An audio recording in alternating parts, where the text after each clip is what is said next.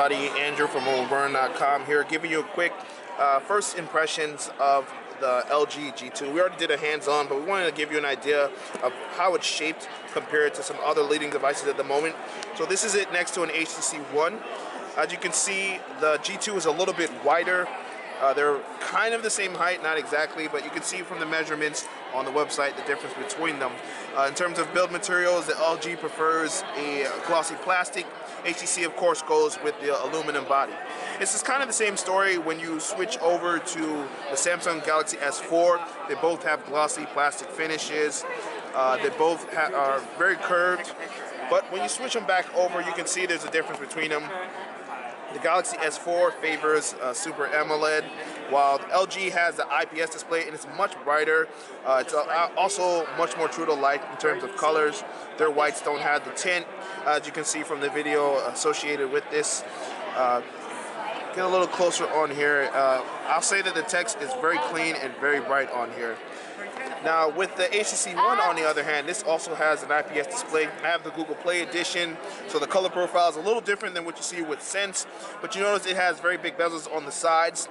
So when you look at the screen differences, this is a 5.2 inch, this is only a 4.7. So LG definitely comes out on top in terms of the appearance of the screen, but overall hardware and all that, I'd say that the HTC One feels a little bit better on first impression because of the metal. Also because of just the size, it's a little bit smaller. And of course, can't get away without talking about the elephant in the room.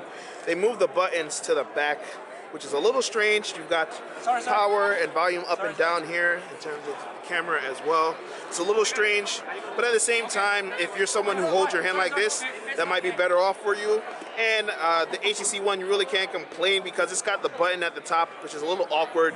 It's also the IR part, so sometimes it's hard to reach that because this is a big device. So when you're stretching to the top, that can be a little bit of annoying.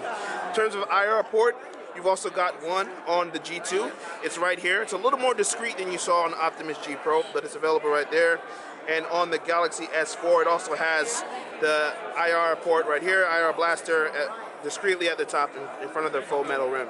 So in terms of first appearances, I'd say that the G2 can definitely hold its own among the leading Android phones at the moment. It's really just a matter of preference of which you think is best. G2 has a better screen than the GS4. It also has a similar screen to the One, but it's a little bit of a better profile at the moment, and because of the bezel. It's so small, it's very narrow, edge-to-edge display. It's a really impressive piece of hardware. So we'll find out more later on which is the best device overall. But upon first impressions, it's very hard to write it off as much as you might think. So this is Andrew with mobileburn.com. Thanks for watching.